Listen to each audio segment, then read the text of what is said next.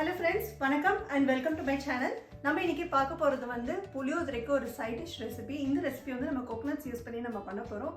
ரொம்பவே சிம்பிளான ஒரு ரெசிபி, ஆனா ரொம்பவே டேஸ்டா இருக்கும். இந்த ரெசிபி வந்து புளியோதரைக்கு கர்ட் ரைஸ்க்கு ரொம்பவே நல்லா இருக்கும். நீங்களும் இத வீட்ல செஞ்சு பாருங்க, உங்களுக்கு பிடிக்கும். என்னோட சேனல் என்னோட வீடியோ உங்களுக்கு பிடிச்சிருந்தது, என்னோட ரெசிபி உங்களுக்கு பிடிச்சிருந்தது அப்படினா மறக்காம கீழ இருக்க subscribe பட்டனை பிரஸ் பண்ணிக்கோங்க. அப்பதான் நான் போடுற வீடியோஸ் உங்களுக்கு நோட்டிஃபிகேஷனா வரும். என்னோட சேனலை கண்டினியூஸா வாட்ச் பண்ணிட்டு இருக்கவங்களுக்கு ரொம்பவே தேங்க்ஸ். சப்ஸ்கிரைப் பண்ணவங்களுக்கு ரொம்ப தேங்க்ஸ். இந்த ரெசிபி பண்ணுறதுக்கு நம்ம முதல்ல ஆனியன்ஸை கட் பண்ணி எடுத்துக்கலாம்.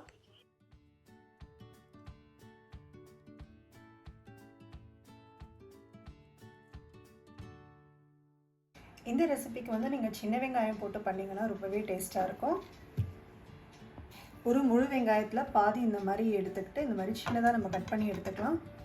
ஒரு காம்பு கருவேப்பிலை இந்த மாதிரி வந்து வாஷ் பண்ணி எடுத்துக்கோங்க. மிக்ஸி ஜாரில் நல்ல ஸ்பைஸியாக இருக்கிற க்ரீன் சில்லிஸ் சேர்த்துக்கலாம். அரை டீஸ்பூன் கல்லுப்பு சேர்த்துக்கலாம். ஒரு சின்ன வெங்காயம் அளவு ஒரு புளி சேர்த்துக்கோங்க. தேங்காய் வந்து வெங்காயம் எவ்வளோ எடுத்துருக்கீங்களோ அதை விட டபுள் மடங்கு எடுத்துக்கோங்க.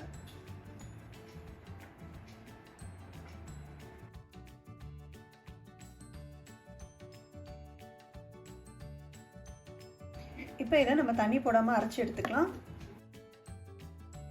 சின்ன ஜார் எடுத்துருக்கீங்கன்னா 2 போர்ஷனாக அரைச்சிக்கோங்க. பெரிய ஜார் எடுத்துருக்கீங்கன்னா நீங்கள் ஒரு டைம்லேயே வந்து போட்டு அரைச்சிக்கலாம். இந்த அளவுக்கு வந்து நீங்கள் அரைச்சி எடுத்துருக்கணும்.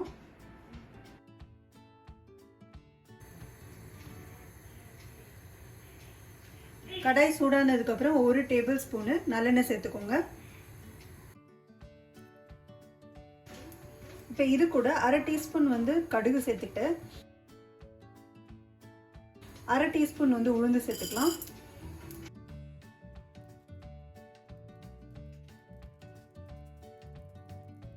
அது கூடயே கருவேப்பிலை,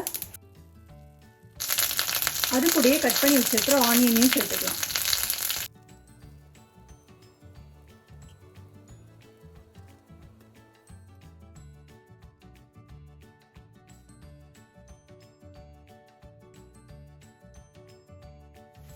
இந்த அளவுக்கு ஆனியன்ஸ் நல்லா வதங்கினதுக்கப்புறம் நம்ம வந்து அரைச்சி வச்சிருக்கிற தேங்காய் அதையும் சேர்த்துக்கலாம்.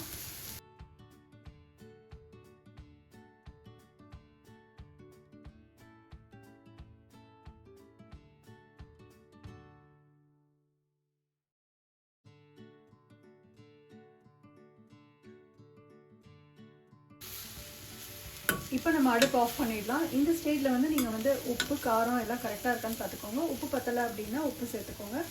எனக்கு இதில் வந்து உப்பு பத்தலை, நான் இன்றைக்கி வந்து 1/4 டீஸ்பூன் உப்பு இதில் கலந்துருக்கேன்.